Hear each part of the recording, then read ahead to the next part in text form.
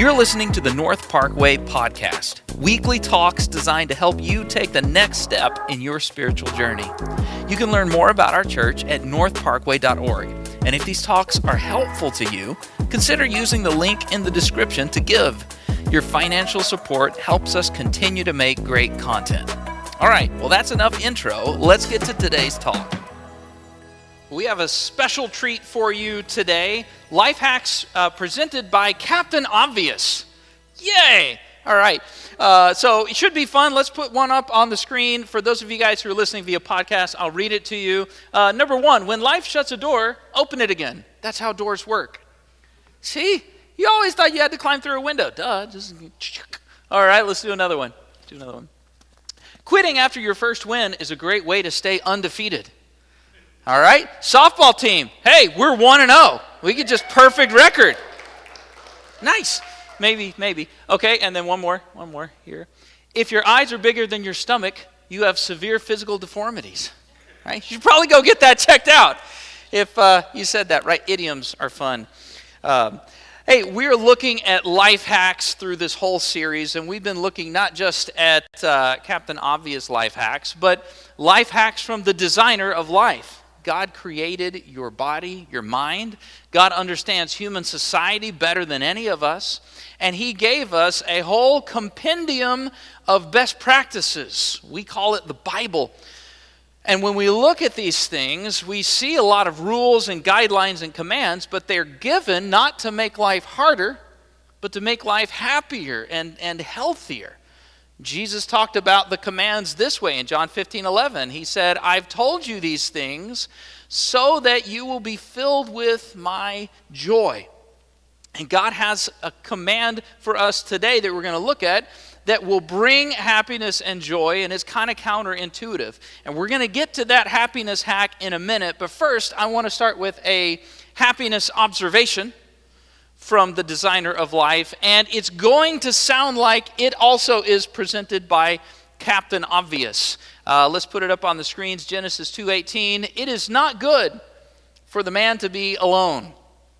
It's not good for the man to be alone. Now, some of you guys are thinking, did I really need to come to church or read the Bible to know that? Anybody who's lived through COVID-19 knows it's not good to be alone.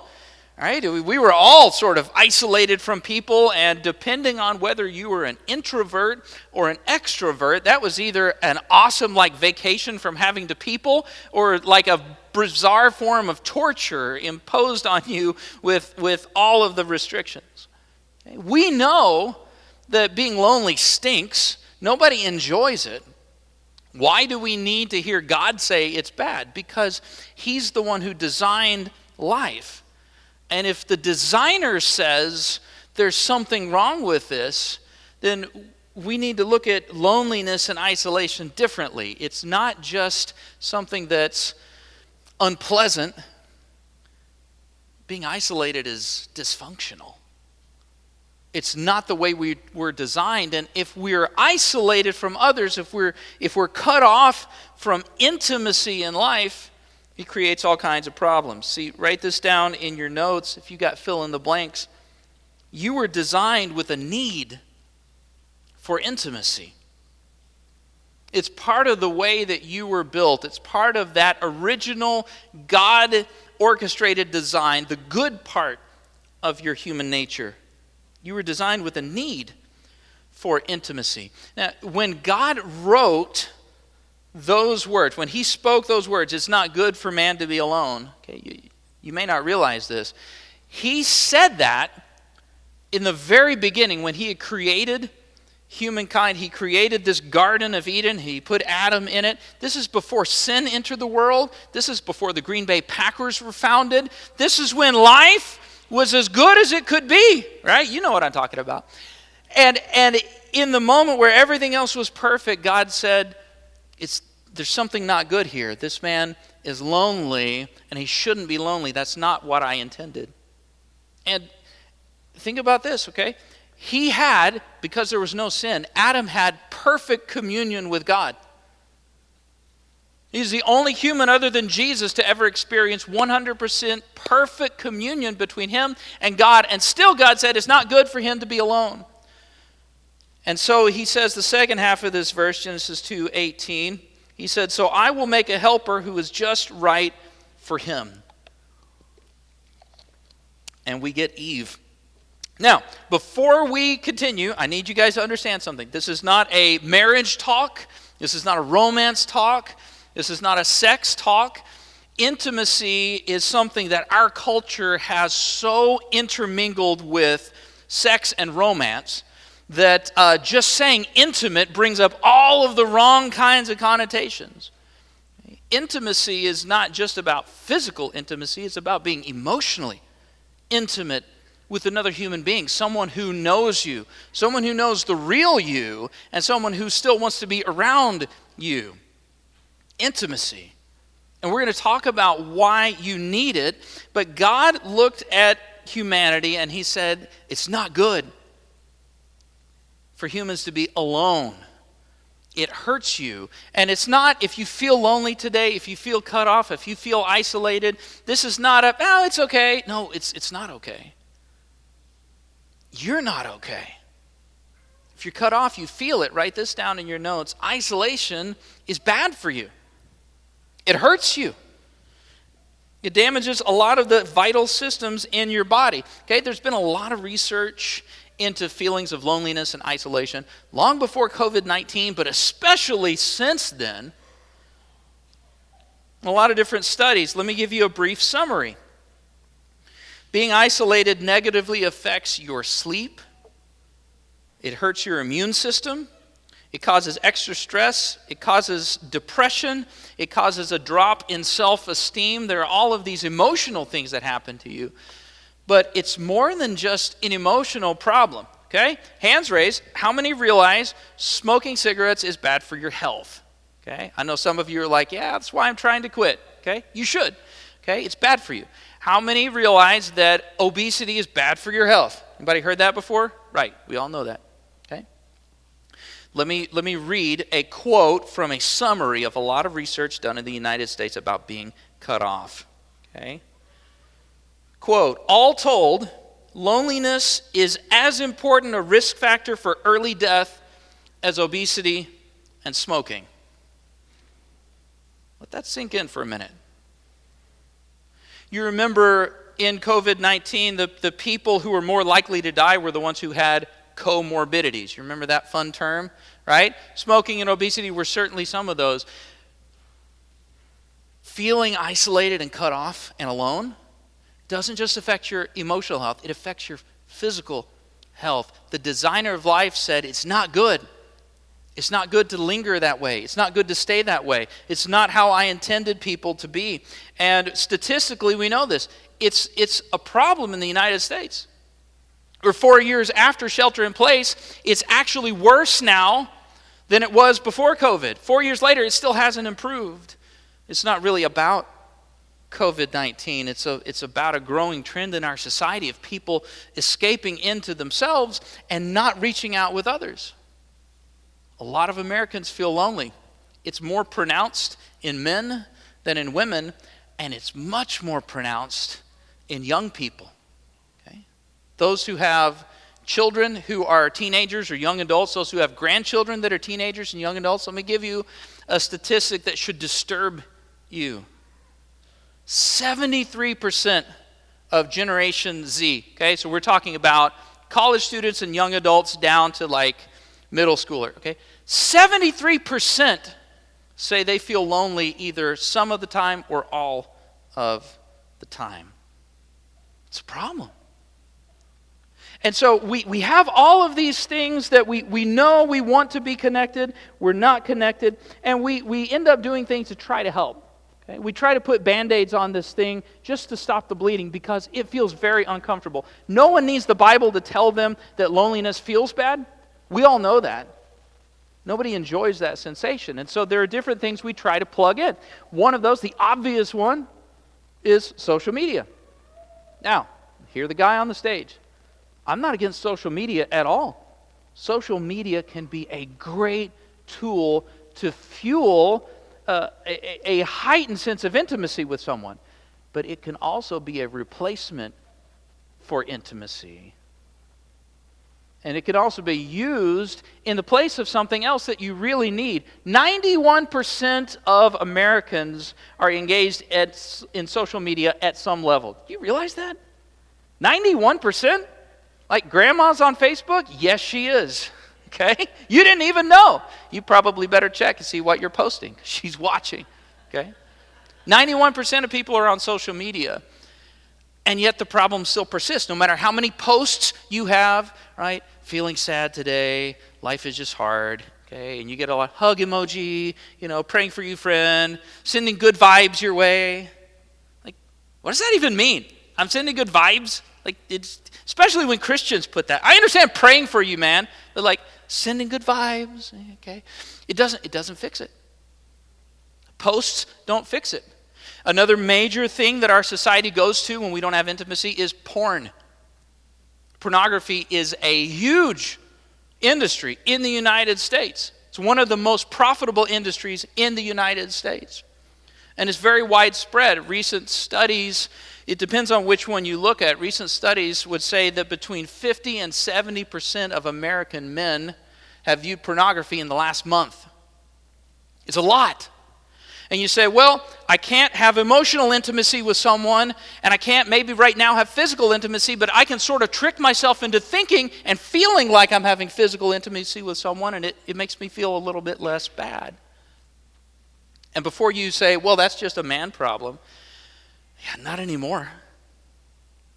Recent studies show that between 35 and 40% of American women have viewed pornography in the last month. And if you expand viewing pornography to reading sexually explicit stories, it's about the same percentage. It's around 70% for women as it is for men. And it keeps happening and it keeps growing, and yet social media is a booming industry, it's growing. Pornography is a booming industry, it is growing. It's Band-Aids, but they're Band-Aids on a bullet wound. And it's not making anything better. Society is still desperately lonely and isolated. And I think about that and I think, all right, there are some people I would exclude from this statement, okay? You all know them. Some of them are on social media. But generally, we're smart people in America, right?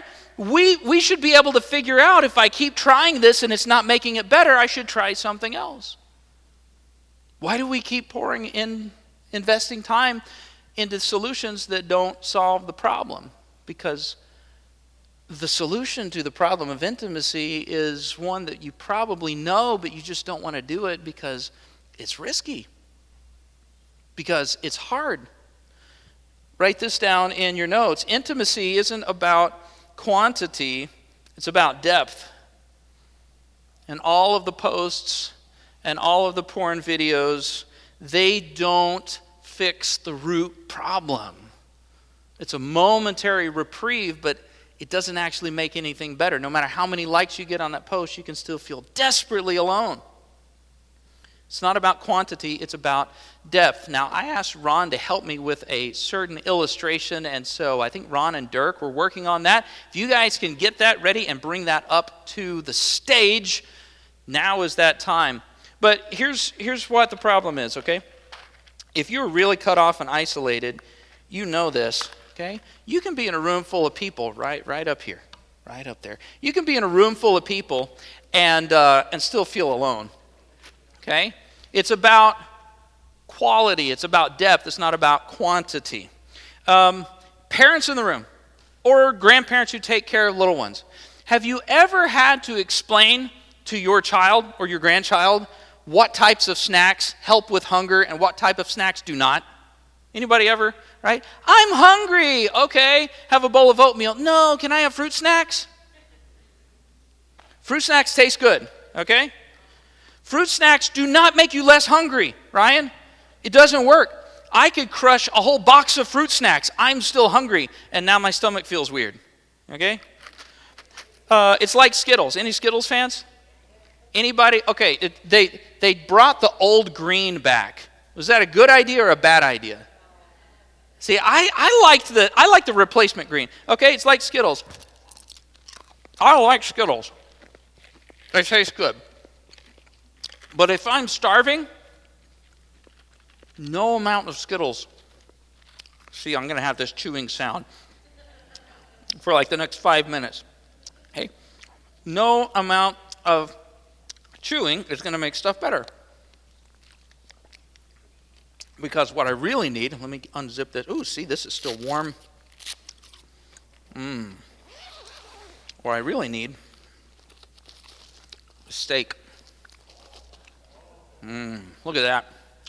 Those of you guys on the front row, you can probably smell this. This smells amazing. Okay, so as we close, just kidding. Just kidding. Okay. If I'm starving, I don't want Skittles, I need steak. I'll do that so you can see it, right? I need this. This is what makes me feel less hungry. This is what fills me to the depths. I don't need Skittles, I need steak. Okay? Here's the problem with social media. Here's why it can be a problem for intimacy. Because social media usage is highly correlated with loneliness. Highly. Now, if it's been a while since high school science class, correlation does not mean causation, right? It doesn't mean that using social media makes you lonely. Here's what it does mean.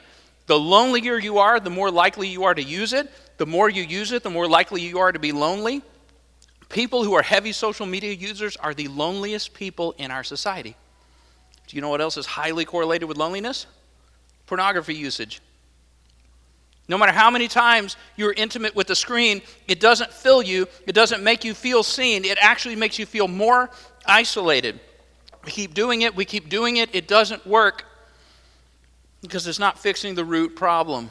The root problem is that, see, now I'm not going to be able to talk. Let me get some water. The root problem is that we need something deep. We need meaningful relationships. We can't just survive on surface level stuff. We need stuff that cuts to the core and sees us at our core. And we don't want to do that because intimacy is risky. It's easier to be isolated. Now, if you walked into this place and you feel lonely, if you feel isolated, if you know what it's like to be in a room full of people and feel like nobody cares or sees me, if you've ever thought, if I died tomorrow, nobody would even care that I'm gone, if you ever thought, no one actually cares what I have to say, so I'm going to keep what I have to say to myself, if that's you, I have something that I want to share with you, but before I say it, I want you to hear, I am saying this with as much grace as I can muster. I am saying it with as much compassion as a pastor as I can. I'm saying it with as much understanding as I can, but sometimes in order to get healthy, we need to be shocked a little bit. So what I'm going to say to you, if you feel isolated and lonely, is going to be shocking. Here's what I'm going to ask you to do. Stay with me and don't shut this off because you need this and follow through this to the end. But write this down. Isolation is a self-inflicted wound. You are not cut off because the government told you to stay home. You are not cut off because society is moving in a certain direction. You are not cut off from other people because your ex-wife left you. You're not cut off from people because mom and dad screwed you up when you were a kid. You are cut off from other people because you cut yourself off from other people. And it's understandable. And I don't blame you for it. And I think most of us have probably been in that season. But you need to understand how the problem came out to be so that you can fix the problem. Isolation is a response, not every time, but most of the time, it is a response to emotional pain. And when we've been wounded by letting someone close, we don't want to be wounded again. So you close yourself off. It's like if you've eaten at a restaurant and you got violently ill. Anybody ever do that? You eat at a restaurant, you're like, man, I was throwing up all night. Okay? And then your friend's like, hey, let's go back to Freddy's. You're like, never again. Never again. I'm never eating. Sorry, Freddy's is good. I had that one time. Got really sick after Freddy's. Okay? Never again. You're designed to protect yourself from being hurt the same way again. And what happens is when you extend yourself out, when you ask that cute girl out for a date and she says no, when you're dating that guy and he ends up cheating on you with your friend, when you think that, okay, I'm gonna try to join this club and they vote you out, when you want to hang out with your friends and you're the only one that they forgot to tell about the party, when you share about your hobbies and people make fun of you, when you talk about you're questioning your identity or your attraction status and people turn you away and start mocking you, all of those things hurt. And here's what we learned. Okay, science has told us this. Your mind, your brain processes emotional pain just as intensely as physical pain. But you remember it better. You remember it better. That one time when you were a kid and you were going down the hill on your bike too fast and your foot got caught in the chain and you biffed and you just skidded and you had like little pieces of gravel in your knee. That happened to me. Okay? And you had all of that. That hurt. And you might remember a moment like that. Anybody have a bike crash moment from when you were a kid? Okay? Yeah, right? You can remember that happened, but when you call that up to memory, you don't feel that pain in your leg anymore. But listen, when you had something to share with the class and you pronounced the word wrong, or you said the wrong answer, or you said the wrong thing and your friends made fun of you, oh, that kid's stupid. Have you seen their teeth are crooked, their hair is bad, they're fat, they're ugly? That, if you bring that memory back, that still hurts. Just like the first time. Your brain remembers it really well. And so what happens is when you've been wounded, when you've been hurt by letting somebody close, your brain says, never again. I'll never let that happen to me again. And you create an emotional blister to protect you from pain. And what you need is closeness. What you need is somebody who's near you. But you say, I can't be near somebody again, so here's what I'm going to do. I'm going to create a little buffer zone between me and everybody else. So I can still be around people. I can still see them. I can still talk to them. But they can never touch me again. They can never get close enough to hurt me again. I'll still be part of society, but no one will ever get close enough to wound me like they did again, and I will just stay here and I will eat my Skittles. But Skittles don't fix the problem. Skittles don't fill you. The thing that you need is out here, and you can't have that thing that you need when you're back behind this wall. And some of you know this wall all too well. You live behind it. Some of you are fully aware that this thing is here. And you're like, nope, not doing it. Not ever again. Not ever reaching out again. It's safe behind the wall, but you're starving behind the wall. And the thing that you need to realize about God is that just like God saw the loneliness in Adam and said, I'm going to do something, he sees the loneliness in you. And he's not satisfied to just leave you there. And that brings us to today's happiness hack, our life hack from the Maker. It is something that runs counterintuitive to everything that your defense system is telling you to do. But if you feel lonely and cut off from other people, you need to lean in and listen. Here's what God says to the church, 1 Peter 4:8. He says, above all, most importantly, before anything, at the top of your priority list, above all, love each other deeply. Love each other deeply. Now, you probably know this. The Bible was not originally written in English. This letter was written in Greek. The word that in English we get deeply is the Greek word ektenes. It would have been understood in this word picture from the people who originally heard this statement. It means intensely. It means earnestly. But the word picture, if you were a Greek speaker and someone said, love one another, ektenes, it means fully extended. It means reaching out to the maximum capacity to reach out. And here's the word picture that the designer of life is giving to the church, and it's given to you too.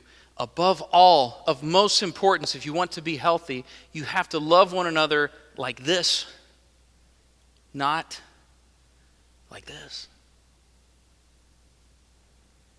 You have to love reached out. And here's the problem with reaching out. You can't reach out when you're behind this. There's no room. You can wave, right? You can kind of fist bump, right? Right through there. You can design all this. Okay, you can't. This doesn't work. I can't hug somebody like this. I can't. I can't reach out. I can't respond. And if you know what it's like to be lonely, then you're thinking, okay, I hear what this guy is saying, but you're already shutting this down because you're like, I'm never coming out from behind this wall again. I'm never doing it again. Never again. I'm not going to get hurt like that again. You need to understand that isolation is a safe place, but it's a sad place. Because no matter how many Skittles, okay, you can hang out back here and say, I'm just going to eat these, I'm just going to post, feeling sad today, hug emoji, I'm just going to watch a couple of videos or download some, okay? No matter how much of that you do, it's never enough. And you say, well, I'll just throw some Skittles over to the other people behind their wall, and maybe we'll each have a few extra Skittles. Please don't mash those into the carpet. You're starving. You are starving behind the wall. Some of you know what that feels like. And you're at an impasse because you know you're starving and this is miserable, but at least this amount of pain you can manage. If I step out here and open myself up again, I may get hurt and I may never recover. It's hard. And the guy up on the stage saying you should do it it's rubber bullets bouncing off of a tank. You're like, ain't gonna happen, man. But the guy who designed your body and your mind has said, it's not good for you. It's hurting you. It's wounding you to stay behind here. I created you to have intimacy with somebody and not to be stuck behind this wall to protect yourself.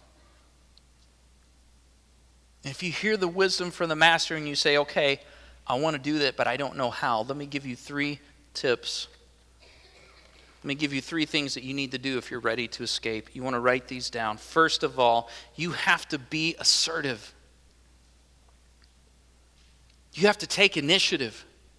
If you're tired of living behind here and you say, I need steak, I'm starving. If you need that, you have to be assertive. You can't say, Lord, just bring me somebody to love me. Okay, just drop him in my lap. You did it for Adam. He went to sleep. He woke up. Here's Eve. Wouldn't that be weird? You're like, Lord, give me a wife. And then you just wake up and you're like, ow, my side hurts. Oh, hey, there she is. Okay? That'd be great. Doesn't work that way. Okay? You have to be assertive. Here's the thing. You need to understand, okay? Because some of you have probably been in this place. Some of you love the Lord and you are so hurt by loneliness and you've been praying, God, I need a friend. God, I need a spouse. God, I need somebody who cares. And here's what you need to understand. And this is tough love. I hope you hear this with grace, but you need to understand this. If God dropped them in your lap, you would still keep them on the other side of this wall until you're ready to bring that wall down. He's not going to remove this wall. Only you can. It takes initiative. He's not going to force them over here. You have to take initiative. You have to be assertive. Second, you have to be brave. Because doing this is going to expose you to the possibility of getting hurt again. There is no other way. Intimacy requires risk. There is no safe way to do it. It's, okay, sports fans, how many sports fans, if any, okay, you love your team? Some of you guys, you really love your team. Baseball, football, hockey, all right? I'm a Cowboys fan. I know this. Every year, I know they're probably going to disappoint me. But the only way to have fun when they win is to invest hope. And I know that when I invest hope, it's risky.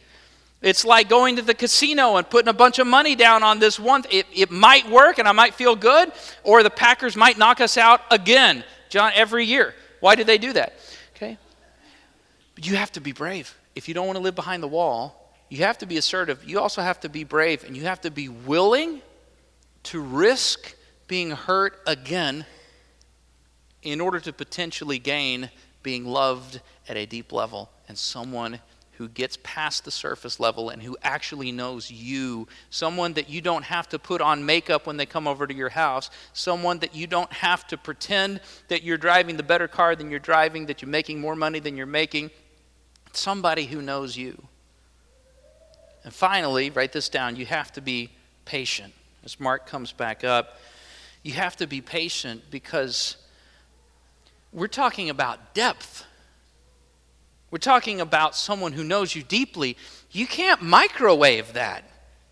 Now, I asked Ron to grill a steak, and he expertly grilled this thing. It is, I'm telling you, it smells so good, okay? If this is what I want, you can microwave a steak, but if you do, you should probably have your carnivore card pulled, okay? You can't do that. You got to cook it right. It takes time to cut this thing up. It takes time to chew it. It takes time to digest it. It's good time. Okay?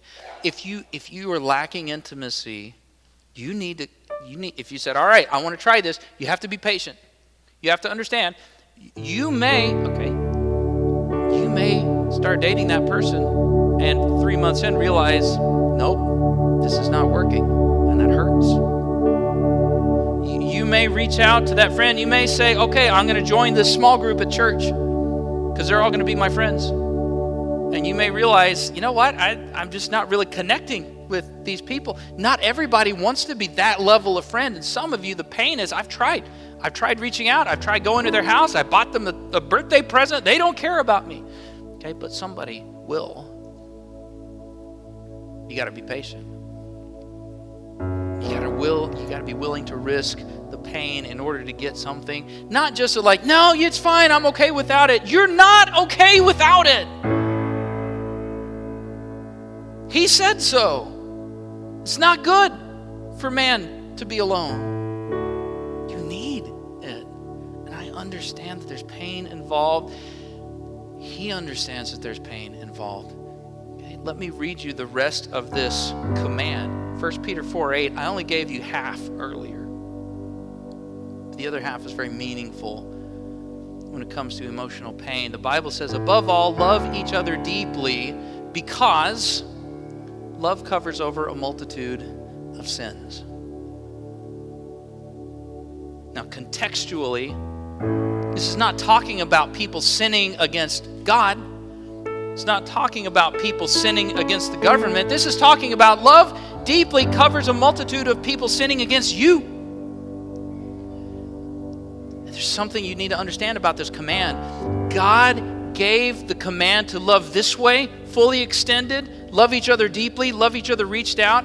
He said, love each other deeply because that covers a multitude of sins. The command is to love in the presence of hurt. To reach out again when you've been wronged. To extend in the presence of pain. He says, here's what you need to do. You've got to reach out again. I can't, Lord, I can't. It hurts too much. If we're being honest,